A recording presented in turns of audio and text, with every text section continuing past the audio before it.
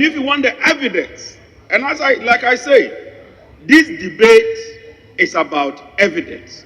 Today, I refer to today. GHOne.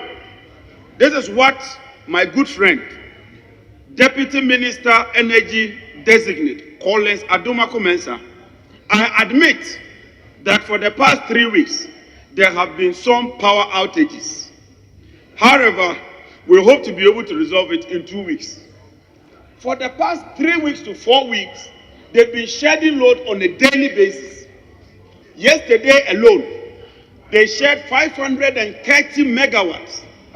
This afternoon, exactly 12 o'clock, the lights went off.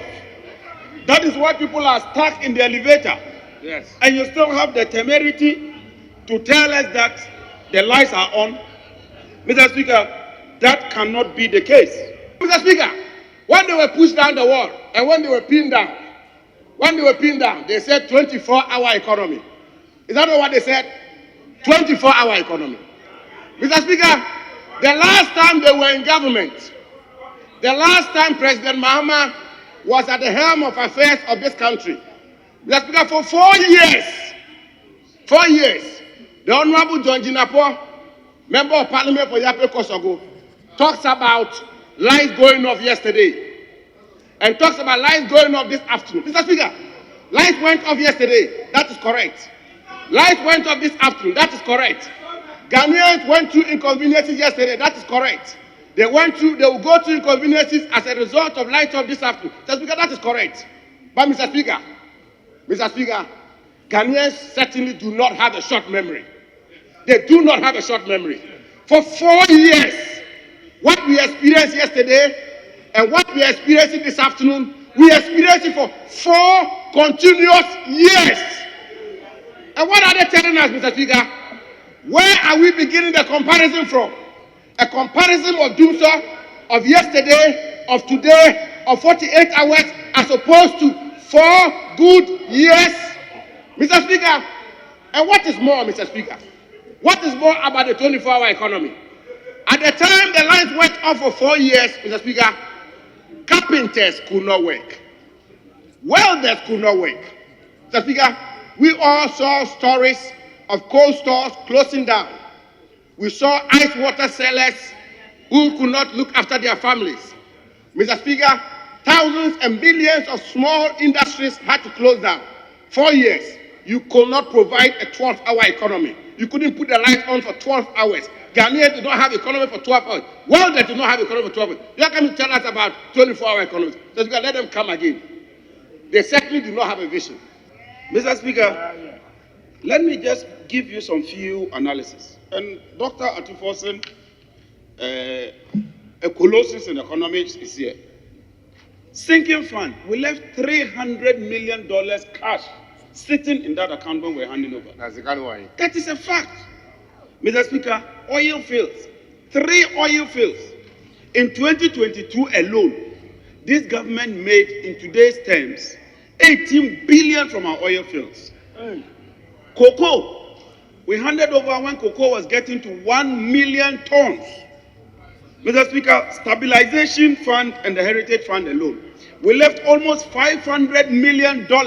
That's kind of why. Dr. Stephen Amwa was talking about paying nurses.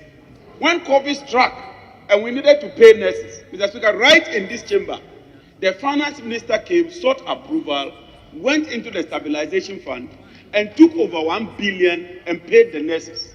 If President Mahama had not accumulated over 1 billion in the stabilization fund, could you have paid the nurses? No. When we tell you the truth, Chief Whip, sit down. admit it.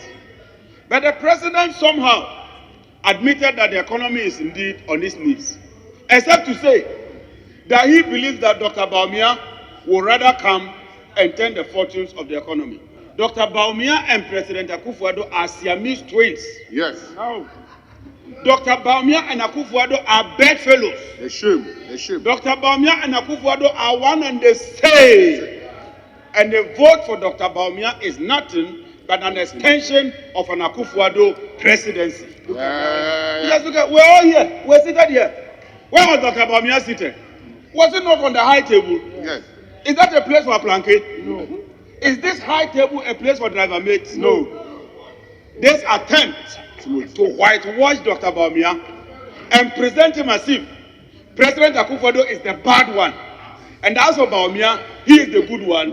It will not wash today, it will not wash tomorrow. Yeah. And I tell you on authority, based on the research I have seen, I am very, very confident that come what may, on the 7th of December, Dr. Bawumia will suffer a humiliating, crushing defeat that he has never witnessed in the history of this country. Yeah. Our friends from the other side have been contributing to this debate.